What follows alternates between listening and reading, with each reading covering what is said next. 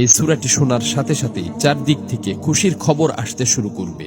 এই সূরাটি মূলত তারাই শুনবেন যারা খুবই অভাবে আছেন, কষ্টে আছেন, কোনোভাবেই যাদের মনের আশা পূরণ হচ্ছে না, যারা গরিবি দূর করতে চান, ঋণ পরিশোধ করতে চান, এবং যারা চাকরি হারিয়ে দিশেহারা হয়ে পড়েছেন, কোনোভাবেই কোনো মাধ্যম খুঁজে পাচ্ছেন না। আজকের এই গুরুত্বপূর্ণ সূরাটি শুধুমাত্র তাদের জন্যই। কষ্ট করে সূরাটি আপনারা মনোযোগ দিয়ে প্রথম থেকে শেষ পর্যন্ত শুনুন। ইনশাআল্লাহ এই সূরাটি শোনার উসিলায় আপনাদের সকল অভাব অনটন গায়েব থেকে দূর হয়ে যাবে, সকল ঋণ পরিশোধের ব্যবস্থা হয়ে যাবে, মনের সকল অপূর্ণ আশা আকাঙ্ক্ষাগুলো পূরণ হয়ে যাবে। আপনি যা চাইবেন সাথে সাথে তাই কবুল হবে ইনশাআল্লাহ। প্রিয় বন্ধুরা, আল্লাহ পাক চাইলে সবকিছুই সম্ভব। এজন্য আল্লাহ তাআলার কোরআন মাজিদের সর্বশ্রেষ্ঠ এই সূরাটি শুনতে শুনতে আপনার মনের সকল নিয়ত, মনোবাসনা ও জীবনের সকল চাওয়াগুলো আল্লাহ তাআলার কাছে মনে মনে দোয়ার মাধ্যমে তুলে ধরবেন। আল্লাহ চান তো মুহূর্তেই আপনার জীবনটা পরিবর্তন হয়ে যাবে। প্রিয় বন্ধুরা, জীবনে তো অনেক প্রচেষ্টাই করেছেন, একবার না হয় কোরআন মাজিদের এই সূরাটির উপর বিশ্বাস রেখে প্রথম থেকে শেষ পর্যন্ত শুনলেন। এই সূরাটি শোনার পর আপনি নিজেই বাধ্য হবেন আমার জন্য দোয়া করতে। এই সূরাটি এখন পর্যন্ত লক্ষ লক্ষ কোটি কোটি মানুষ শুনেছে এবং সকলের ভাগ্য অলৌকিকভাবে পরিবর্তন হয়ে গেছে। আমার কথা বিশ্বাস হচ্ছে না? তাহলে সূরাটি একবার শুনেই দেখুন।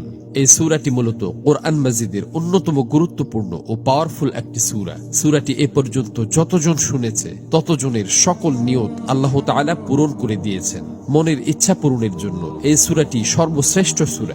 আমি শুধু মুখেই বলছি না, সূরাটি শোনার পর আপনারা নিজেরাই প্রমাণ দেখতে পাবেন। এজন্য কোরআন মাজিদের উপর বিশ্বাস রেখে দ্রুত সূরাটি একবার শুনে নিন। ইনশাআল্লাহ সাথে সাথেই রেজাল্ট পাবেন। মহান আল্লাহর কাছে দোয়া করি, হে আল্লাহ, যারা যে নিয়তে যে উদ্দেশ্যে এই সূরাটি সম্পূর্ণ শুনেছে এবং শুনবে, আপনি তাদের জীবনের সকল উদ্দেশ্য এবং মনের সকল আশা আকাঙ্ক্ষা গায়েব থেকে পূরণ করে দিন।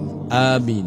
কমেন্ট বক্সে আপনিও আমিন লিখে উন্মুক্ত দোয়ায় শরীক থাকুন, কেননা কে জানে যে কার মুখ থেকে বলা আমিন কখন কবুল হয়ে যায়। তো চলুন সূরাটি শুনে নেওয়া যাক।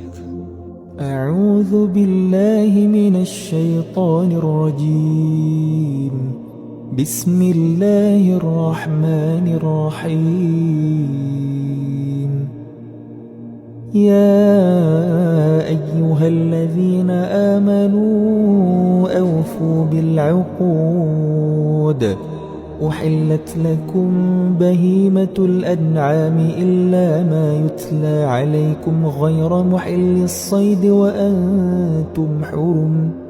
إن الله يحكم ما يريد. يا أيها الذين آمنوا لا تحلوا شعائر الله. لا تحلوا شعائر الله ولا الشهر الحرام ولا الهدي ولا القلائد ولا آمين البيت الحرام يبتغون فضلا من ربهم ورضوانا. وإذا حللتم فاصطادوا ولا يجرمنكم شنآن قوم أن صدوكم عن المسجد الحرام أن تعتدوا.